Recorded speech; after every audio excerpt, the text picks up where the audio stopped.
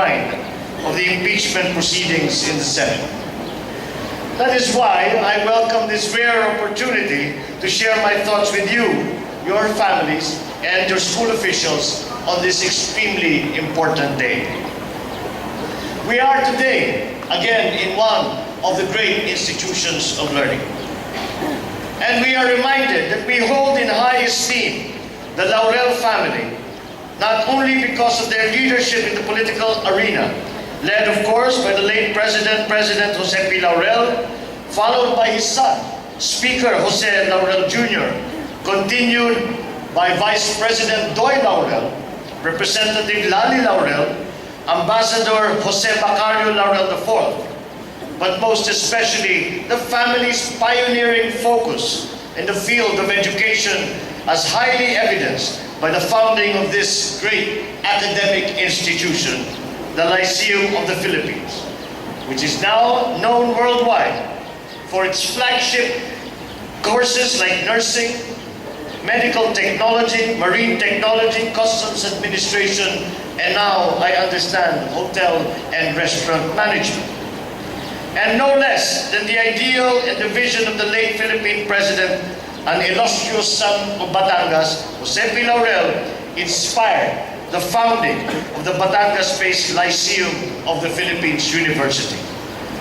What impressed me even more when I was going over the pages of the history of your university was the fact that the LPU of Batangas, founded by the great and eminent educator Dr. Sotero H. Laurel in July 1966, was established primarily to meet the pressing need to improve the quantity and quality of education in the province of Batangas.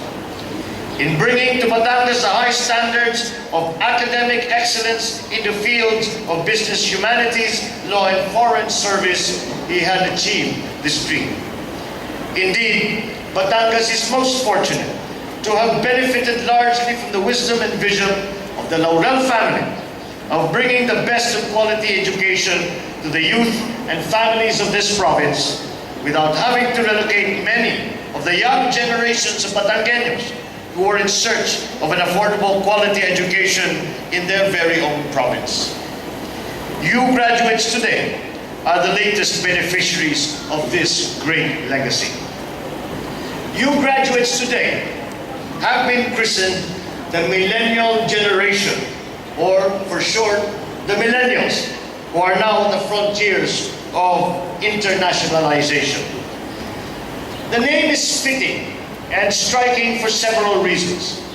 First, you and your counterparts around the world are the last group of children born in the 20th century. Second, you are the first generation that will come of age in this new millennium. Third, you are the first generation in human history who regard behavior like tweeting, texting, along with sites such as Facebook, YouTube, Google, Wikipedia, not as astonishing innovations of the digital era, but as everyday and ordinary parts of your social lives and your continuing search for knowledge.